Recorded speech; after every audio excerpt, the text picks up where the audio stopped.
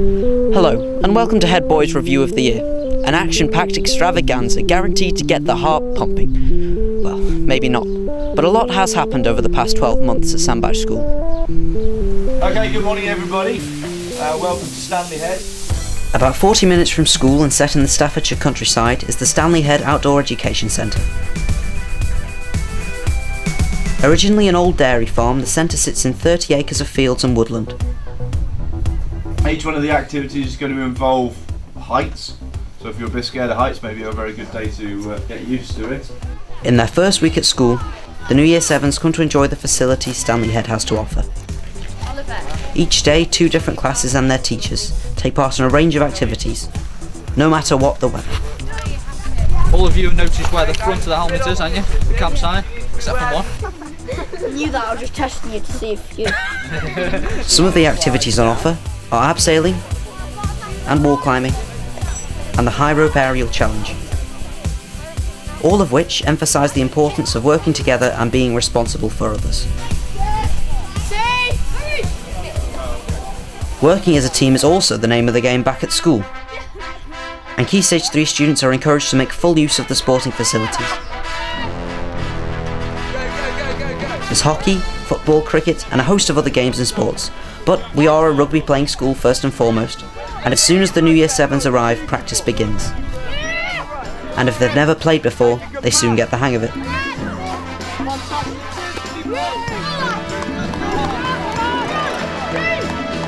The start of the year began as the school usually does, with Commemoration Day and the traditional walk through town to St Mary's Church. This celebrates the school's illustrious history, and many old Sandbachians return to pass on the baton of knowledge to our current students. And this year, former head boy Stuart Bailey gave us a rousing speech. Another tradition at the service is the blessing of the school's wheat chief and the procession of the house captains. This marks the start of the House Cup competition, starting with the road relay. The Year 7 start this race, and after an initial lap, they hand the baton over to a Year 8, they to a Year 9, and so on until Year 13s fight it out for the prestigious silver plate. And then there's the Leach Bowl swimming competition, another bitterly fought battle of the houses. Other events take place throughout the year. And now for something special. Every 5 years, the current crop of budding Sandbach students are lined up and shot, with a camera,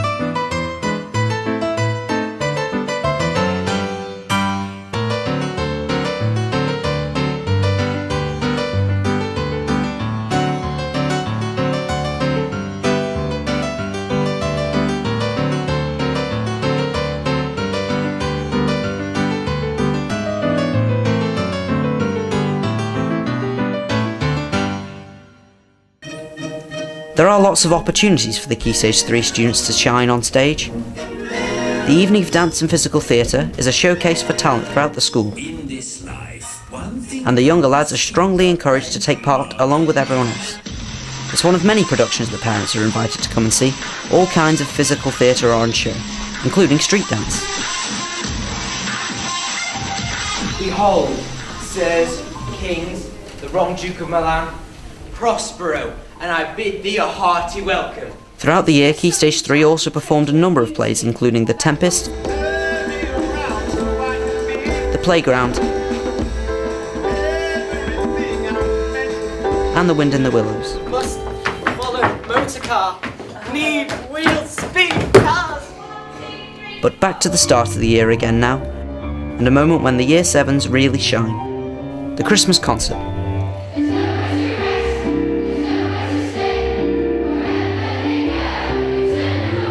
Every year, all the new students take part in the concert, traditionally singing the Christmas Jazz by Kenneth Cartwright, and every year, traditionally, their parents love it.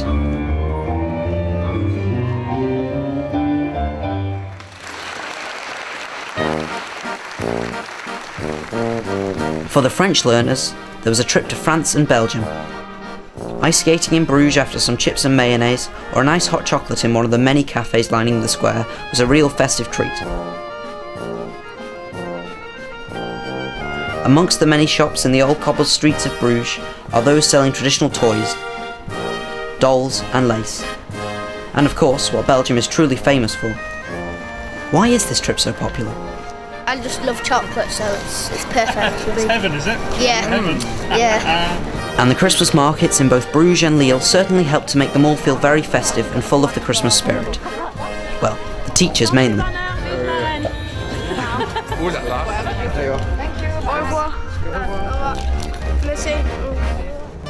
Last summer, the then Year 7 German students visited the cities of Aachen and Cologne. If you look out of the windows at the front, you can just see a lot of big buildings and then two pointy towers.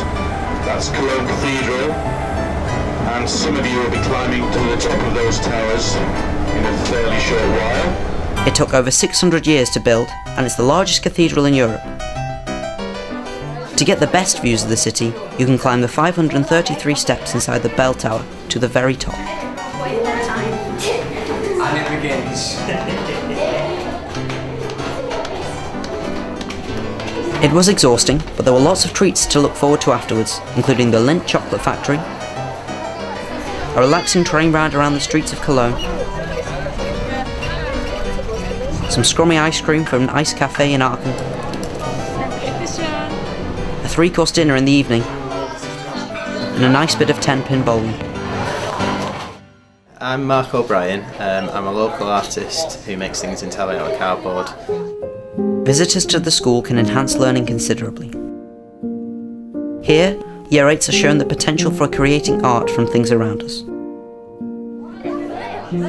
In an all-day art session, Mark helped them to create giant paintbrushes, first sketching their designs, then carefully measuring and cutting, before gluing all the pieces together and adding incredible detail.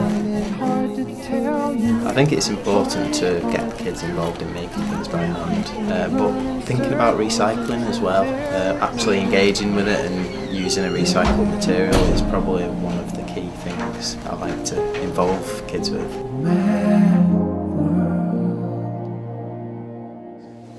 There's 3 different ways of doing animation. There's drawn animation, there's computer animation, and there is puppet animation. Another visitor to the school recently was the artist and author Curtis Joblin. I'm really lucky I get to work in all these different areas of animation, but it's puppet animation that I work in more than any other. And there's one particular show that I'm known for. He's probably best known for designing the BAFTA award-winning BBC show Bob the Builder. He came in to lead a creative writing workshop and to talk to Key Stage 3 about his television work and Werewolf book series. My hand was raised in the middle of its own, reaching out, fingers shaking. What was in the box? That's the first paragraph, okay? And when they can't come to us, we go to them. A Year 7 history trip to the Weaver Hall Museum in Northwich, and a whole day of all things medieval. As well as playing instruments of the period, they got to dress up as knights and men-at-arms. As well as experiencing the sights and sounds of a pilgrimage to Canterbury. And so the year draws to a close, and it wouldn't be complete without a trip to Vegas, courtesy of Mr. Matthew Ford and the big band.